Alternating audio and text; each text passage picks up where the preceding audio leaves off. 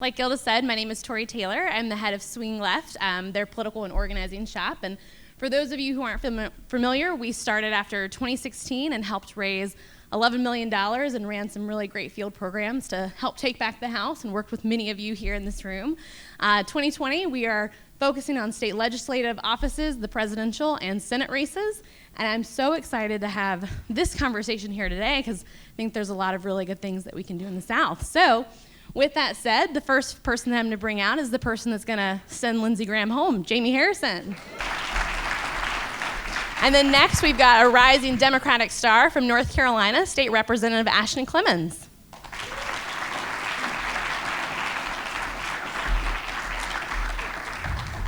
And then we've got a former Tennessee state senator and newly elected mayor of Shelby County, Tennessee, Mayor Lee Harris.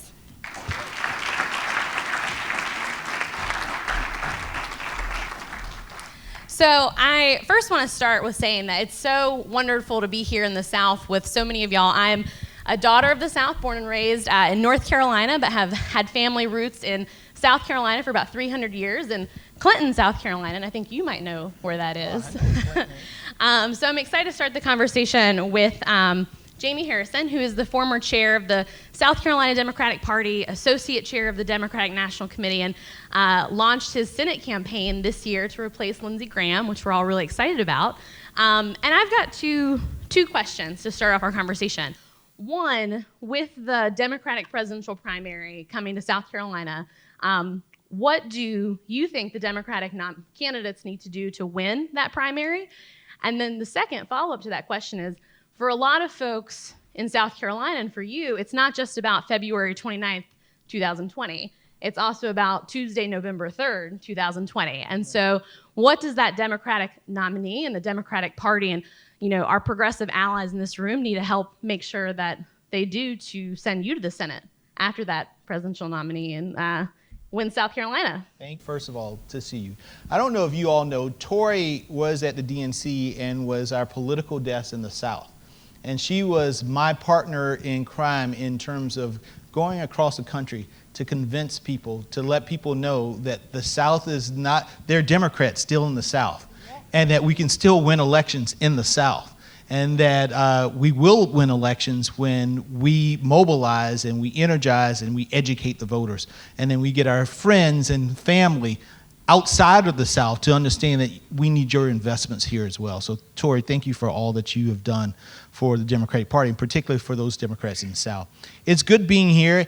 As it relates to the presidential primary, South Carolina is so fortunate to be the first in the South presidential primary. We are the gateway to the rest of the South.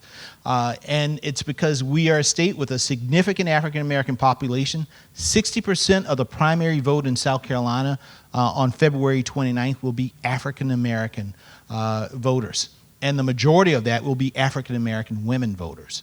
And so it's really, really important that as these presidential candidates come here, that they are able to talk to the voters and to test their messages, because those messages may resonate outside of the South or outside into some of the other southern states. And that's really, really important. We're small enough that they can do that, and we're diverse enough that we have a very diverse population, even in the African-American community here in the South. You got to be able to talk to my mama and her and my grandma and her ilk. At the same time, you have younger African Americans and who look at the world in a little different way. And so it's very, very important that these candidates go to where the people are instead of expecting the people to come to them. And many times for those candidates who have not had a whole long history of interacting with the African American community because their states aren't reflective of that type of diversity, it's important that they learn that process. And we are seeing the evolution. Candidates have started coming in here in January, and they've gotten better as it relates to how they interact with the African American community, the types of policies that they're advocating, and understanding that in South Carolina you have to show and not tell. Right? That's really, really important. Everybody can talk a good game, but it's about showing. Is your staff diverse? Right? So you can't come into South Carolina and all that you hire are folks who don't look like the people that you're trying to get their votes in South Carolina. That's really, really, really important. And so I try to coach these candidates. We got our mayor from Columbia, Steve Benjamin, here. I know that he has been a good coach for these candidates as well in order to tell them and get them in the mindset that it's important to get South Carolina right. Because then if you can get South Carolina right, as you go into Georgia and North Carolina and some of these other states, you are in a much better and stronger position. Because if you cannot motivate the black community, and you're the Democratic nominee, you will not win the presidency. Let's just make that plain, and people need to understand that. If the nominee has to be able to motivate and energize the black community, and if you can't do that, then you won't be successful in November 2020. Mm-hmm. And if you want to help me, go to JaimeHarrison.com. Jaime, like Jaime. My middle name's Ricardo, too, so, you know, my Latino and Latina brothers and sisters. But, yes, go to JaimeHarrison.com, and that's the best way to help me right now. Great. Thank you for that. So the next question I'm going to send over to Representative Clemmons, and we've only got about 20 minutes, so I apologize in advance for a little bit of the rapid fire. So you are newly elected state rep in North Carolina, and I think for anyone who has been following or working in North Carolina politics over the last 10 years, a lot of folks can see it as a microcosm for what's happening nationally. Before there was Donald Trump, there was the North Carolina Republican Party. And so I'm wondering, you know, you all ran a really interesting program in 2018 led by Governor Cooper to break the supermajorities in the state legislature. And you were successful, picked up a lot of great seats. And, you know, what do you think as a rising star and someone who just entered the freshman class of the state house, you know, what is the next stage into taking back progressive power in a state like North Carolina? Thanks, Tori. I'm glad to be up here with everyone. There's nothing I would rather talk about than how Democrats can win in the South. So thanks for having me. So in 2010, we got Republican supermajorities in both the North Carolina House and Senate and had a Republican governor. And so until 2016, there was a tremendous lack of balance of power in our state. And our state is about a third Democrat, a third Republican, and a third independent. And we have historically been a moderate state. But what happened is we got these supermajorities, and instead of operating to represent the people of our state, which was moderate, the goal became how do we amass as much power as possible in as many ways as possible.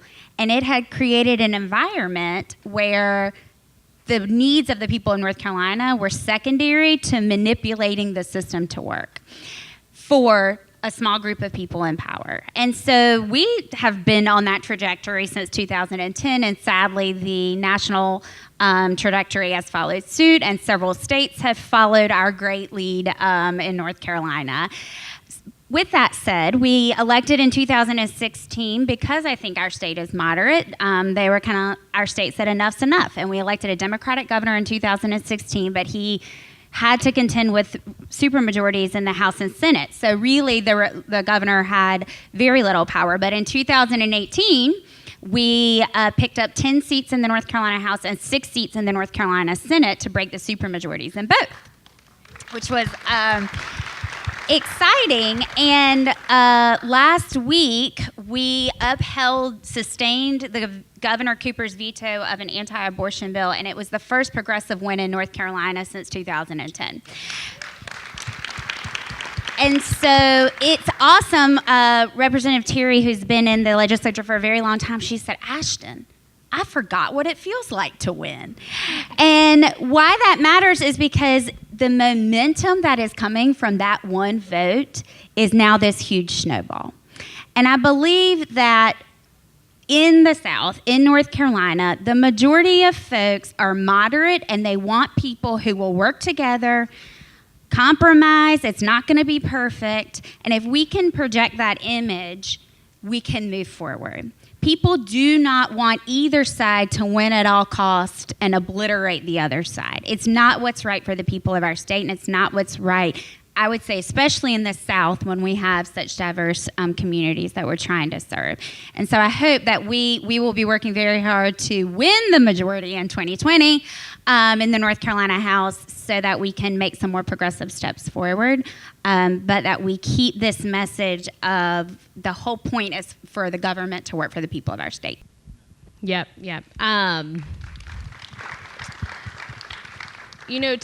So we are kind of looking at this from a federal level, state legislative level, but for our mayor over here from Shelby County, you had a very interesting election in 2018. You kind of led a blue wave in Shelby County, and those of you who don't know, it's the county seat for Memphis.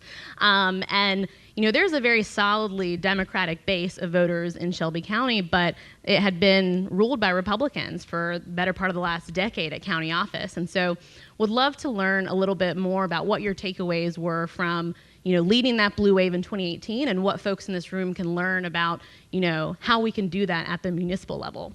Well, great. I'm pleased to be here, and I totally agree that we can win in the South. We can win in Tennessee. We certainly proved that in Shelby County in 2014. Our party was in tatters.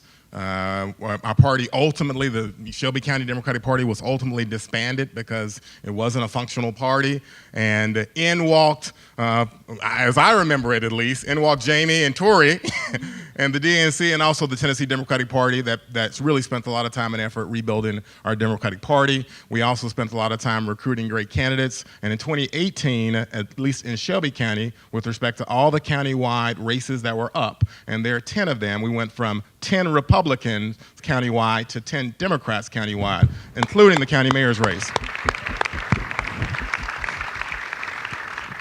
And that was a big deal because there weren't many people that thought that Democrats could win in Shelby County, even though we had all the kind of ingredients to really, do some damage out there in the political process. We've got a heavy African-American population. Barack Obama had won our county, but we just were not able to put it together. We weren't organized, and we didn't recruit great candidates. So I think part of, the missing pieces is making sure you recruit candidates.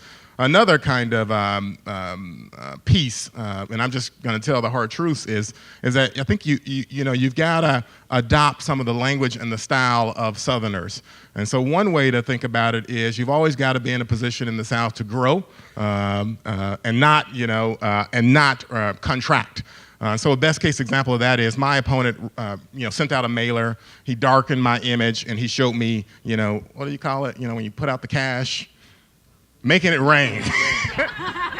Showed me making it rain, right, in the mailer. It's clearly inflammatory, clearly racist, and so forth. But in the South, it may feel good to say, hey, that guy is a racist, but you are surely going to lose votes.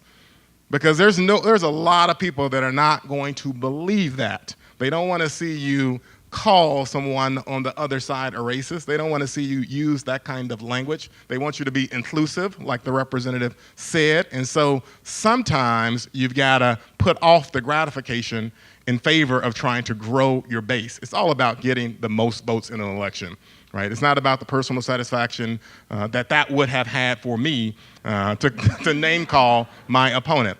Another quick tidbit is I think in the South you've got to really be humble. And I think the Republicans get that better than Democrats right now.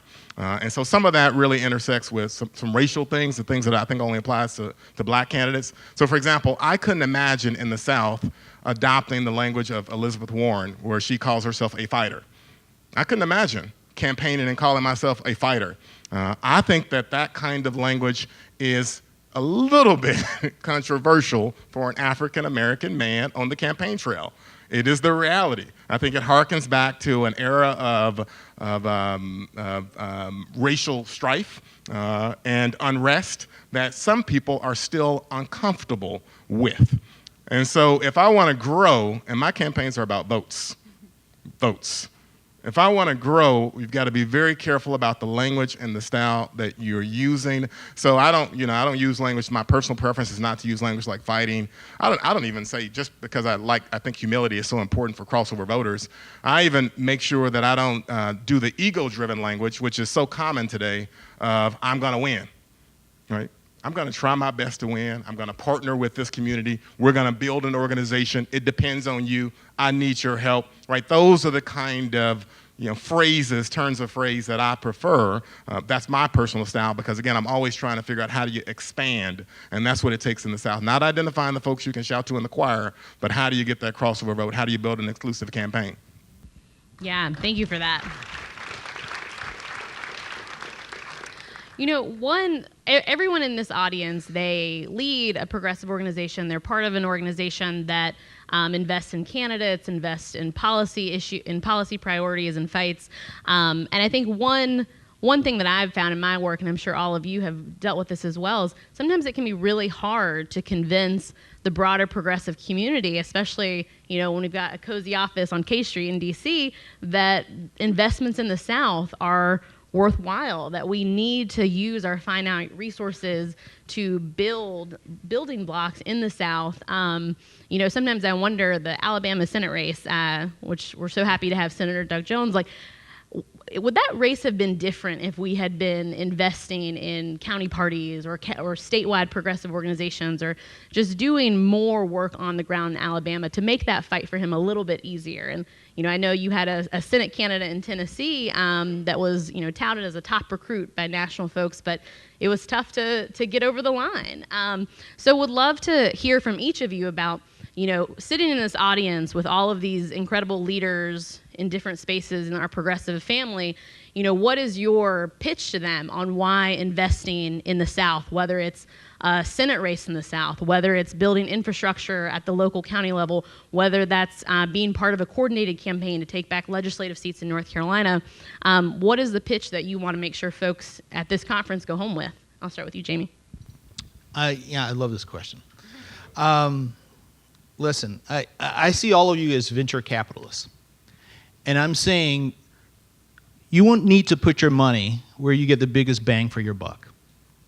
The South is very cheap in terms of media. What you would spend on, what we're talking about spending in the Senate race here in South Carolina, that's a congressional race in New York City, right? Or it might even be a city council race in New York City, to be quite honest. So it's very cheap. You have a population that is ready to vote for the Democratic Party if you give them a reason to do so. Tori knows from I begged and pleaded with national Democrats when we had all those House special elections. And I said, invest in South Carolina. South Carolina 5, I give you that example. There are 100,000 registered African Americans in that district. And I told folks, I said, listen, you have more registered black voters in this special election than all of the other ones combined. And we know that here in South Carolina that African Americans 9 times out of 10 will vote for the Democratic Party, but you got to give them reason to come out and vote. You got to go educate. You got to go invest in the communities. And everybody else, John Ossoff. John Ossoff. We got to send all these volunteers. We got to send millions and millions of dollars. And we got virtually nothing here in South Carolina. And the election took place on the same day. Same day. We came in 2,000 votes of winning the special election here in South Carolina. And this goes to this whole thing about this mythological voter out there that, listen, if you invest in the African American community, the African American community will invest in you. Right? And we have to learn that as a party. You have states, Mississippi, Alabama, Georgia, North Carolina, South Carolina, with 20% plus African Americans in the state. But we can't get them to turn out. And you know why we can't get them to turn out? It's because these voters feel as if there's a lot of lip service from all of the parties. Tori, if you give me 1 second, I'm going to give you a perfect example. When I became chair, I went into a rural county in South Carolina, and I knocked on the door of this old African-American man. It was old dirt road and a shotgun house. If you've been in the South, you know what I'm talking about. He came to the door, and he said, "Who are you?" I said, "I'm Jaime Harrison, chair of the South Carolina Democratic Party." And he looked at me and said, "You're the chair?" I said, "Yeah, I'm the chair." And he said, "Huh." He said, "Why are you here?" He said, "I said, this is the most important election in your lifetime. We need you to come out and vote." He said, "Son, you see that road you rode up on?" I said, "Yes, sir." He said, "What kind of road is that?" "It's a dirt road, sir." He said, "Son, that was a dirt road when Ronald Reagan was president. It was a dirt road under both Bushes. It was a dirt road when Bill Clinton was president, and it was a dirt road under Barack Obama. son, that's still a goddamn dirt road. And until the Democratic Party or the Republican Party pays my road, I don't want to deal with any of you. He shut the door and he walked back into the house. What did that teach me? It taught me that there are people who are dealing with issues that they are dealing with. It could be housing, it can be education, it can be infrastructure. And all they want is a party and the candidates of that party to address the issues that they are dealing with. Not give them lip service, but address that. And that's why it is important. If we want these folks to turn out, give them a reason to turn out. But you got to invest in their communities in order to get them to do that. Thank you. Yeah, same question. Okay, and I'm going to go quickly so I make sure that we both get a chance to answer. I would say, and I may be biased, that the state legislative races are critical for the progressive future of our country. We see right now, with the abortion bills happening all across our state, that is a national movement, but it is playing out in our state legislatures all over this country. And that is going to continue to happen. And so we must invest in our state legislatures, and we need to be smart about where those investments make the most effort. In North Carolina, we can flip six House seats and dramatically change the trajectory of our state. And we can do it, and we know how to do it, and we're going to do it, but we do need investment. But it matters for North Carolina, but it also matters because all of these national battlefields are playing out in our state legislatures, is point number one. Point number two is, last year, for the first time in our history, we ran a candidate in all 120 House districts in North Carolina. And what we saw happen is that Republicans who could usually raise a whole lot of money and give it all to other candidates, all of a sudden had to start spending energy on their own and time on their own. And so we split up the pool of resources, which meant we could flip those 10 seats in the North Carolina House. And so that matters as well. And the last point I'll make, and then turn it over, is a friend of mine ran in a strong Republican district a little bit to the west of me, and she knew she wasn't going to win. But she said, Ashton, the people in my county have not had a Democrat to vote for in 10 years. Yes. We cannot get to who we are meant to be if Democrats have no one to vote for on the ballot. Amen. All of that matters. Invest in the North Carolina House. Mayor Harris. Well, I was going to say, you going last, all the great stuff has been said, and I really agree with everything that's been said here. I'd only say that it's so important to really not worry about the sizzle so much. The sizzle is important, but that pipeline of candidates that's coming forth is much more important in my view. If you can get candidates that have some level of experience, either professional experience, campaign experience, political experience, to run for some of these lower offices and find the support, I mean, those people will actually build infrastructure, and they are ready to run a modern campaign, right? They know what the demands of a modern campaign are, and it is hard out there because there are many platforms, different ways to communicate your message. There are lots of products and services to be bought. Without a lot of experience, professional experience or campaign experience, it's hard to sort it all out. And so not only are you in a sizzling situation in a high media market, but you're also with the campaign that is led by someone who doesn't even know how to spend the money in some of those cases. And so it can make the campaign even more expensive. So it's all about, in my view, supporting that pipeline of candidates that are growing their experience or have that professional experience that suggests they know how to lead a campaign. I also agree that you've got to run folks everywhere, and that just gets back to the core point of recruiting candidates, how important recruitment of candidates is. And so in our county, I was in the state senate, so we did the same thing in the state senate too.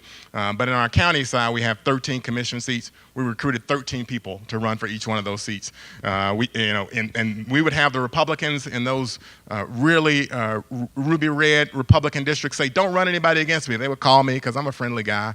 Call me and say, "Don't run anybody against me." And we said, no, we are going to do it, right? Because for the reasons she said. And then we recruited great candidates for all of our county-wide seats, and that's how we won all those seats, and that's how we also added an additional seat on the county commission. So thank you. I'll let you with some time.